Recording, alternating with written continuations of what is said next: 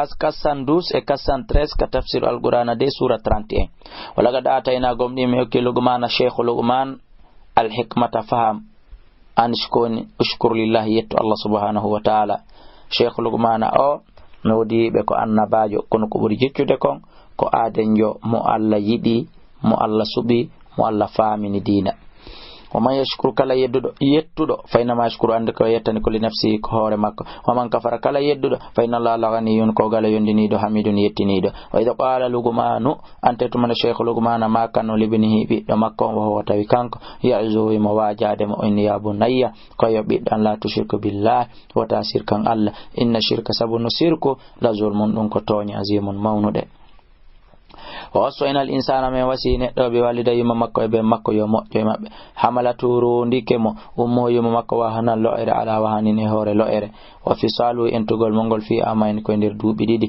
أنشكون اشكر لي يتا ولوالديك يجيبين بما بين إلى يكفادك المصير ونيرو تردن وإن جاهداك سبي فرسي ما لن تشرك بي دون شركا تالا ما ليس لك بي كنكلاتا ناكما يمهدون علم غاندل فلا تطيعهما دون تعرفتو به وصاحب ما كنا فوي مو وندير ما في الدنيا كدنا معروفا مؤجي وتبي جوك سبيل الله والمن اناب الي كلا تبدرتك ثم الي رفتك فادك مرجيكم نرتود monde فون بكم هم بتاو بما كنتم سبكم كلاتي دون تعملون دون غلا يا بنيا كاي بيدان انها نغول ندون انت كسيدلات كمثقال حبه كلير حبر جر من خردل امرد خردل fatakun de woni kadi bisoyke soroyi kadi fi sakratin ender fetere aw fi samati ma woni ka kamule aw fil ardi ma sori uke ka nder leydi yaati bi Allah adday kumgolle hum mangol kongol ko boni ko moƴƴo ka pesirde walline nyande dargal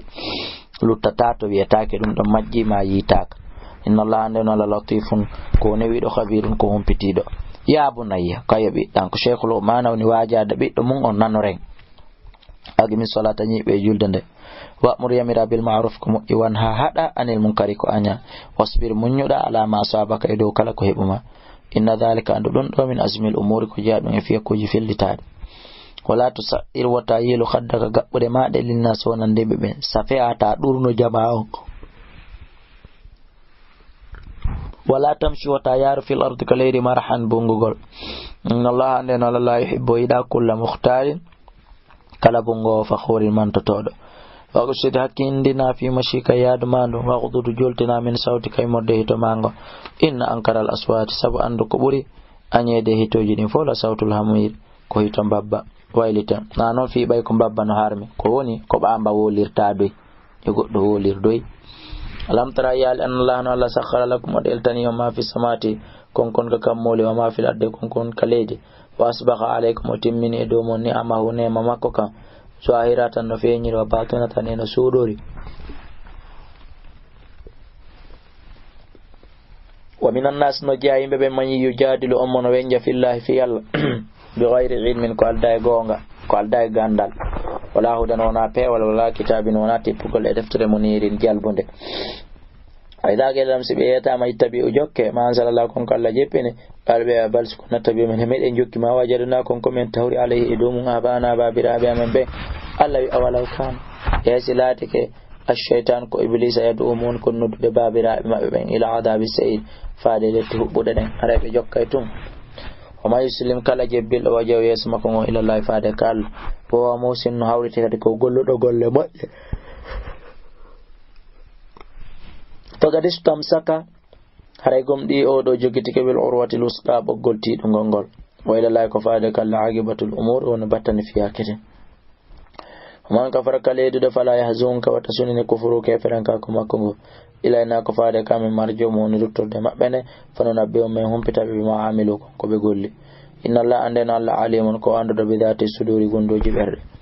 نمتعهم من ركم تايب قليلا سيدا ثم نضطرهم رفتمين بيجاب من سقوا إلى عذاب فادلة غليظ تكول ولئن سألت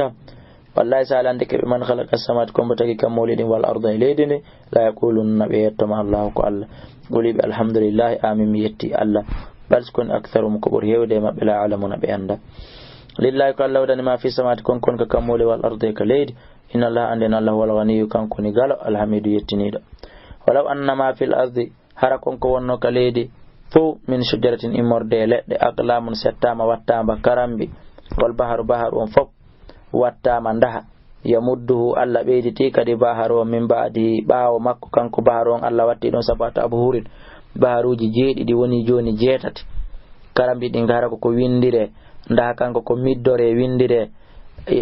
mana fidat dum do wawata no windude ha lanna kalimatullahi daliyeji Allah din windete ha midde lanna karambi fo sujo lanna tawa hala Allah kan gaynali Allahu akbar inna Allah andena Allah azizun ko teddudo hakimun ko nyenyudo nyaare makko ne ma khalqukum wonali tagugol on wala ba'sukum wonal immintingol on illa ka nafsin wahidatin